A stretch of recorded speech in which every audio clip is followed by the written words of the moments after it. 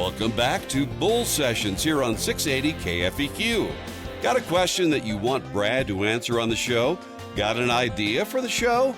Email the guys at bull@willcross.net. Now, here's Randy Baker and agronomist Brad Law. Okay, welcome back to Bull Sessions. And Kevin Bradley, it's been awesome. I mean, we are just getting loaded with information. Have you noticed his radio voice?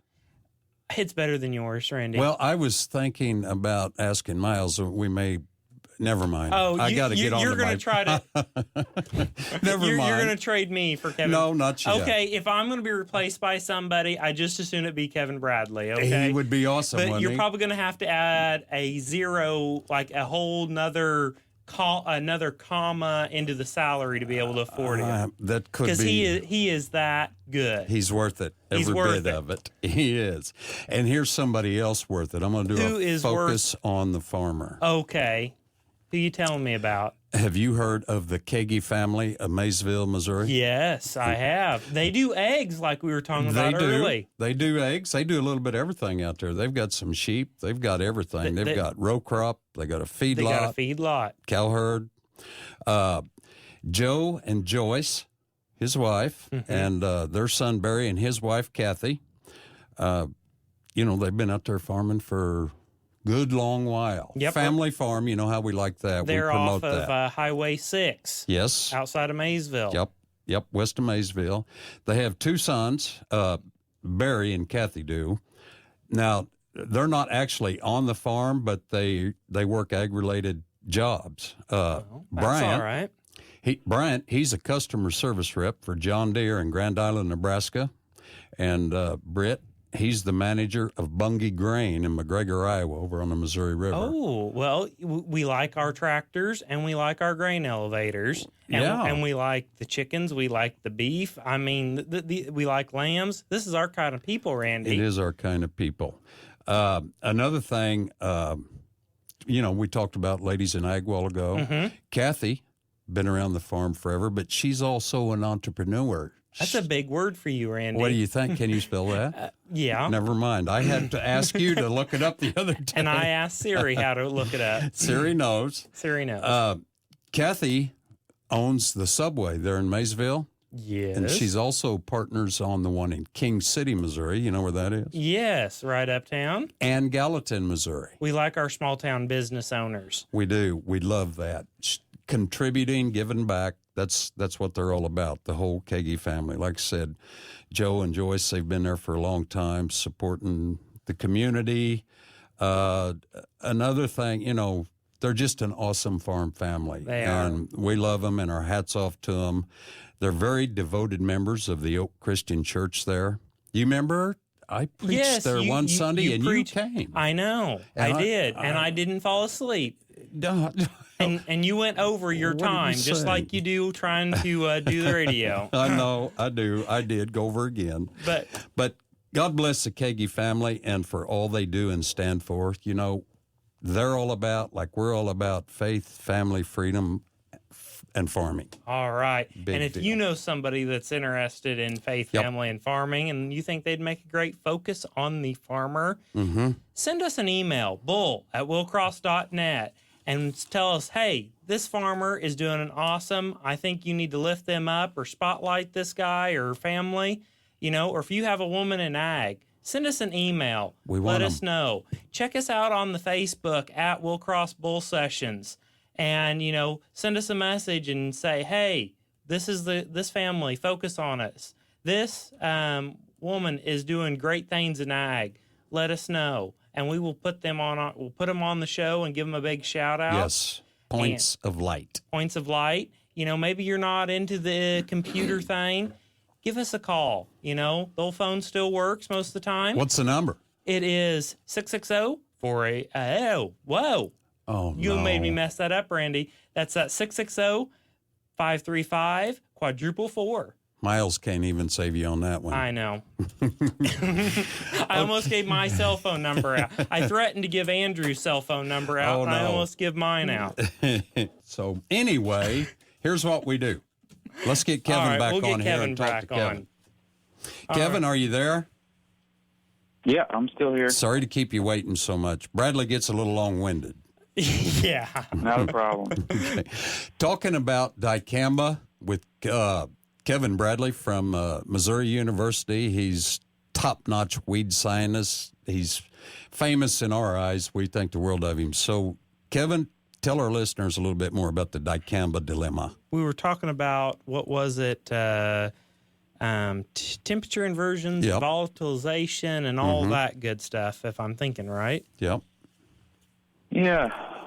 So, they're all, there's basically 4 different ways we can have dicamba move off-site, and we've already talked about the drift and the volatility and temperature inversions, and they're all something we need to look out for. And I'd say the 4th one is what we call tank contamination, and that one's just simply, hey, if you don't clean out your tank, this is kind of, we get away with not cleaning out our tank with current products because it's really not that big a deal most of the time, but very, very little of this solution left in a sprayer will hurt soybeans in particular if you go spray another crop of soybeans and it's not the Extend trait. And so it's just going to require much more careful management all the way around on this new thing coming in 2017.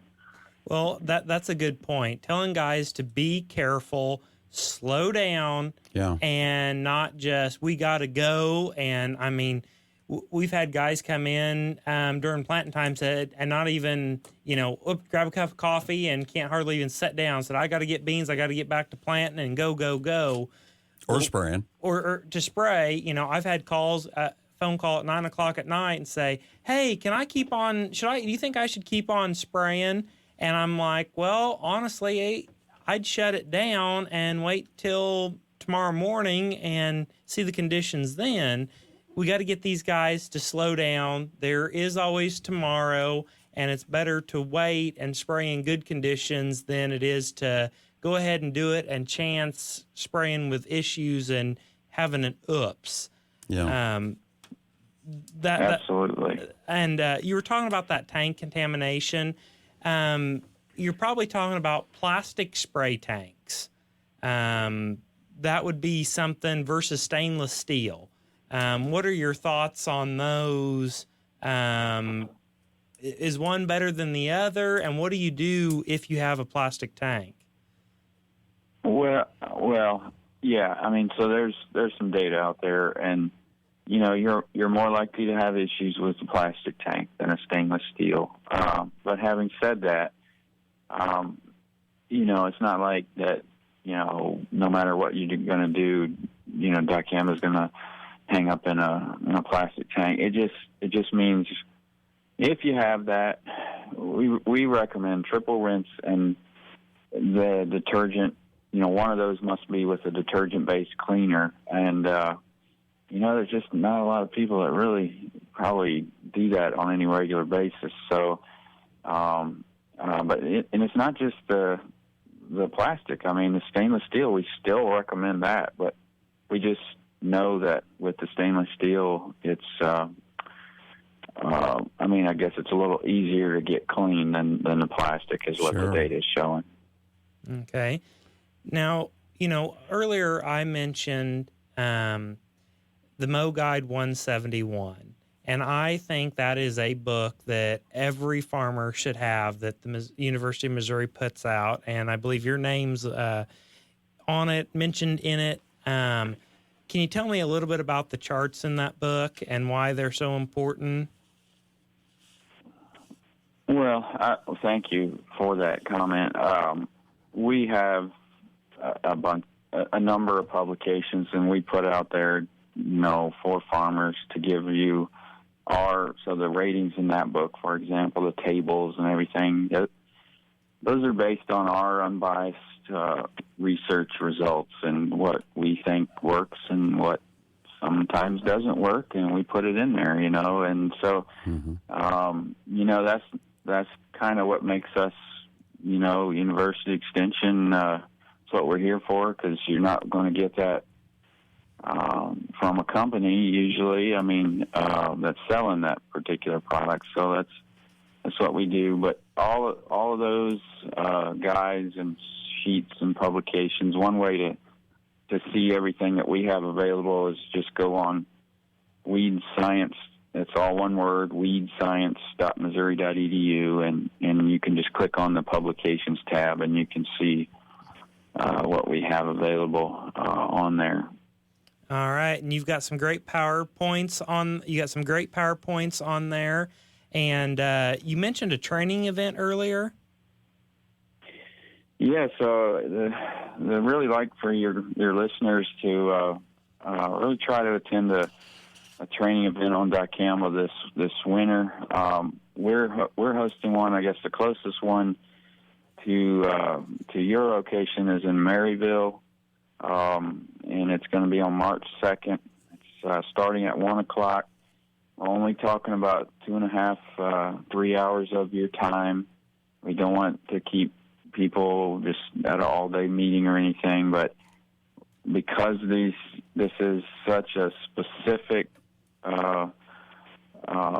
bunch of requirements that we have on these labels, and they're really hard to go through and everything, we're going to just kind of walk through how to do things step by step, and we think it's important for Missouri growers. And so Wayne Flannery, Northwest... Kevin, buddy, we got to cut you short. I hate to do it, but our time is up here, and we're going to have to move on. So thank you, Kevin. We'll get you back on again soon. Okay, my Bible verse. So the servants of the owner came and said to him, Sir, did you not sow good seed in your field? How then does it have tares? He said to them, An enemy has done this. The servant said to him, Do you want us then to go and gather them up? But he said, No, lest while you gather up the tares, you also uproot the wheat with them. Let both grow together until the harvest, and at the time of harvest I will say to the reapers, First gather together the tares and bind them in bundles to burn them, but gather the wheat into my barn. So there you have it. Thank all of you who tuned into Bull Sessions this week, and hope you will do the same next week for another session of Bull Sessions right here on 680 KFEQ. Thanks for joining us for Bull Sessions, brought to you by NeCo Seed. Randy and Brad will be back next Saturday morning, tackling more topics from farming to livestock, soil to seed, farm equipment to rural life. So be sure to join us next Saturday morning, same time for Bull Sessions, right here on 680 KFEQ.